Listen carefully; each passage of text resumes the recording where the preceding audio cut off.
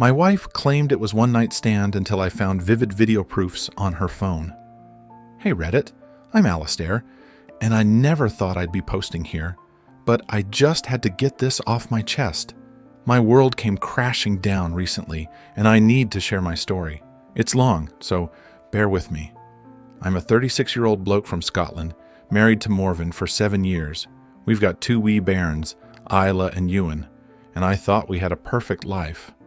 It all started on a regular Tuesday. I came home from work, knackered as usual, and noticed Morven acting a bit off. She was fidgety, avoiding eye contact, and her phone was glued to her hand. Now, I've never been the jealous type, but something felt off. That gut feeling you get when you just know something's wrong? That was me. Later that night, while Morven was in the shower, her phone buzzed on the kitchen counter. Normally, I wouldn't bother, but curiosity got the better of me. I picked it up and saw a notification from some bloke named Ewan, not our son, obviously. My heart raced, and my mind started going to dark places. Against my better judgment, I opened the message. It was a string of texts, all from Ewan, asking if Morven was okay and if she'd had fun the other night. Fun? What the actual fuck? My mind was reeling. I scrolled up and saw their chat history. Flirty messages, inside jokes, and then pictures. My hands shook as I opened the photos.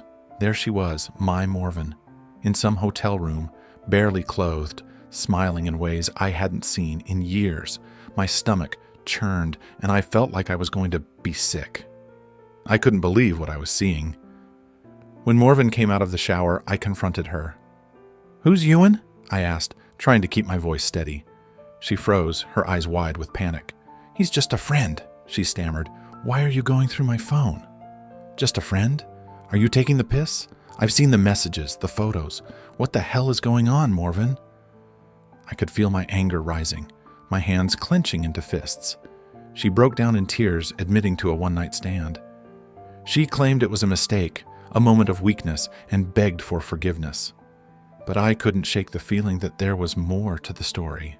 And boy, was I right. The next few days were hell. Morven kept insisting it was a one-time thing, but I couldn't get those images out of my head. I started noticing all the little things. The way she'd always have her phone on silent, the late nights at work, the sudden interest in her appearance. It all added up, and I felt like an idiot for not seeing it sooner. I needed answers, and I wasn't going to get them from Morven. So I decided to do some digging on my own. I took her phone when she was asleep and went through it with a fine-tooth comb. That's when I found the videos. There were dozens of them, hidden away in a folder named Work Stuff. My hands trembled as I opened the first one. It was a video of Morven and Ewan in a hotel room, laughing and flirting before things got intimate. I felt like my heart had been ripped out of my chest. I watched in horror as my wife, the mother of my children, engaged in acts I couldn't unsee. There was no denying it now. This wasn't just a one-night stand. This was an affair, and it had been going on for months. I felt a mix of rage, betrayal, and heartbreak that I couldn't even begin to describe. The next morning I confronted Morven again, showing her the videos. She broke down, sobbing uncontrollably. "I'm so sorry, Alistair. I never meant for this to happen. It just got out of control. Please, you have to believe me." "Believe you?" I spat, my voice shaking with fury. "You lied to me, Morven. You made a fool out of me. How long has this been going on?" "A few months," she whispered, barely audible. "But it didn't mean anything. I love you, Alistair. Please, let's work through this." I couldn't even look at her. I grabbed my coat and left the house, needing to clear my head. I drove around aimlessly, the images from those videos playing on a loop in my mind.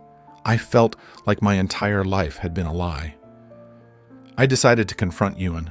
I wanted to look the bastard in the eye and see the man who had been screwing my wife. I found his address in Morven's phone and drove to his flat. My heart pounded in my chest as I knocked on the door, unsure of what I was going to say or do. Ewan opened the door, looking surprised to see me. "Alistair, right? What are you doing here?" he asked, feigning ignorance. "You know damn well why I'm here. I growled, stepping closer. "How long have you been shagging my wife?" His face paled, and he stammered, "Look, mate, I didn't mean for any of this to happen.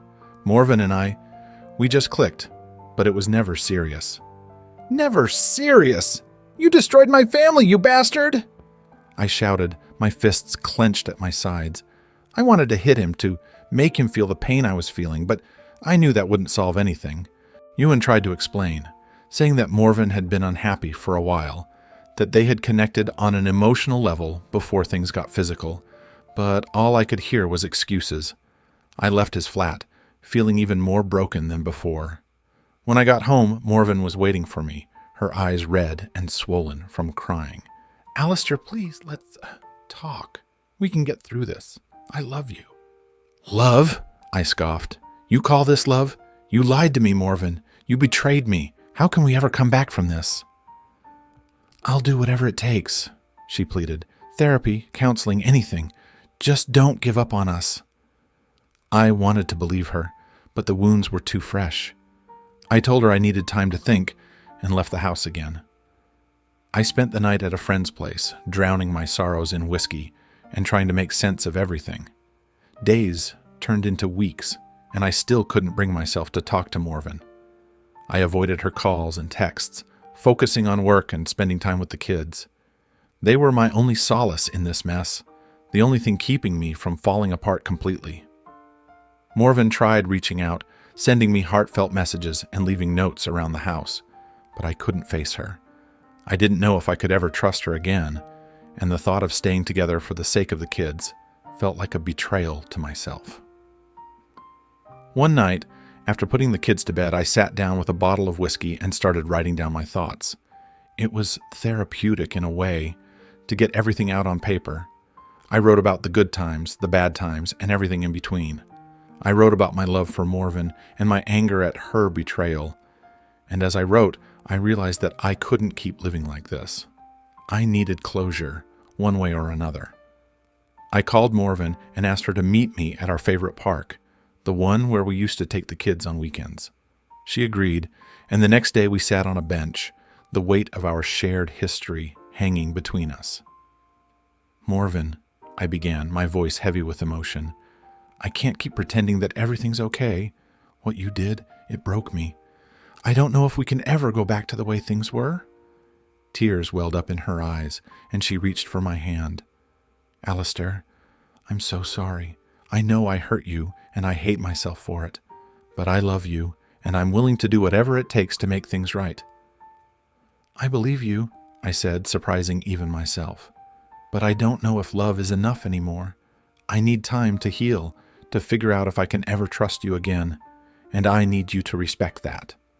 She nodded, her tears falling freely now. "I'll give you all the time you need, Alistair. Just know that I'm not giving up on us. I love you, and I believe we can get through this." We sat in silence for a while, watching the sunset, lost in our own thoughts. I didn't know what the future held, but for the first time in weeks, I felt a glimmer of hope. It's been 6 months since that fateful day in the park. Morven and I are still separated, but we've been working on rebuilding our relationship. We're going to counseling, both individually and together, and it's been helping. It's not easy, and there are days when I still feel the sting of betrayal, but we are making progress. The kids are doing okay. They know that things are different, but we've tried to shield them from the worst of it. We've made a point of spending time together as a family, and they seem to be adjusting as best as they can. As for Ewan, he's out of the picture. Morven cut all ties with him, and I've made it clear that he's not welcome in our lives. It doesn't erase what happened, but it helps knowing that he's not a part of our world anymore. I still have moments of doubt, times when I wonder if I'm making the right choice by trying to make this work. But then I think about the love we once had, the life we've built together, and I know that it's worth fighting for. Reddit, if there's one thing I've learned from all of this, it's that relationships are messy, complicated, and sometimes downright painful, but they're also worth the effort, the heartache, and the struggle. I'm not saying that everything's perfect, far from it, but we're trying, and for now, that's enough. Thank you for listening to my story. It feels good to get it all out, to share my pain and my hope with all of you. If you're going through something similar, know that you are not alone. We all have our battles to fight, and sometimes just knowing that someone else understands can make all the difference.